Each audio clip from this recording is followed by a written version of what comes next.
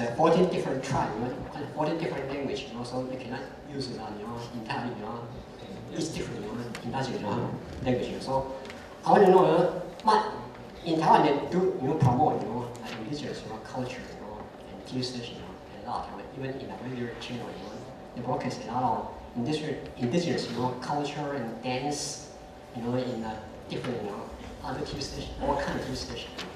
So I do appreciate your information, but I want to know about your indigenous tribe, in how many tribes you have in your country, Maori and Australia.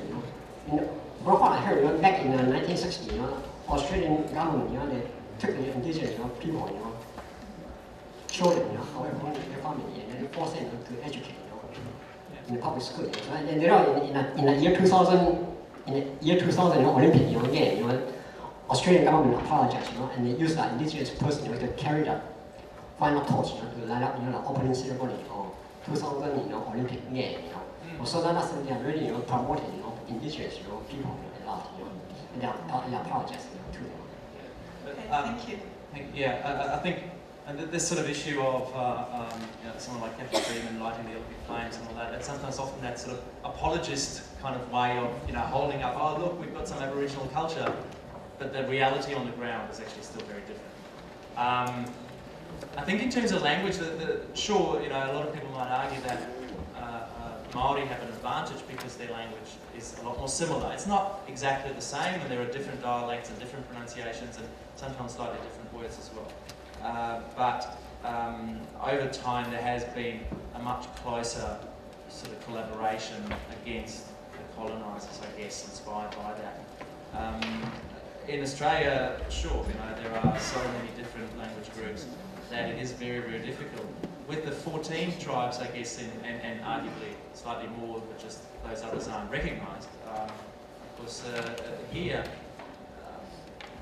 maybe there are ways for, and maybe that is already happening, individual programs that are just in one language of that particular tribe, and that is then subtitled in Mandarin Chinese. So that it makes a national television bulletin. For journalism, it's much more difficult. But maybe just so that people can actually hear the language. I think sometimes just hearing something is already an advancement over having it 100% in Chinese. Okay, so it's just for people to hear the language, and even if they don't necessarily understand it straight away, the subtitles eventually will help. One thing to me, having grown up in Germany, is all movies on German television are dubbed, so you only hear in German. In a lot of Scandinavian countries, it's all subtitled, so you hear it in the original English and you get the local subtitles. And I don't know if there's a direct correlation, but I would argue there's a good link there, because a lot of Scandinavians, their English is a lot better than Germans because they just hear the language. So I think that's something that could arguably be a help already for a lot of culture. Okay, thank you, Professor Hanish. So let's applaud to show our appreciation. Thank you.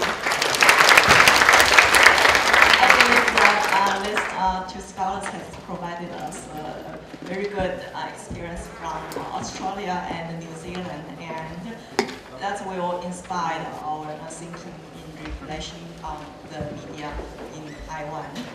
Okay, so I think that's a break. Thank you, Mr. Hanish. Thank you, Dr. Hong. 再次感谢我们2位讲者，谢谢。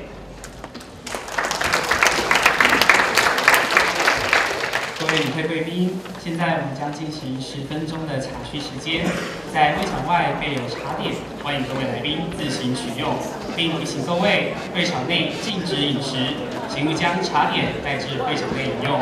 感谢你的配合。下一场次的专题报告将于11点半正式开始。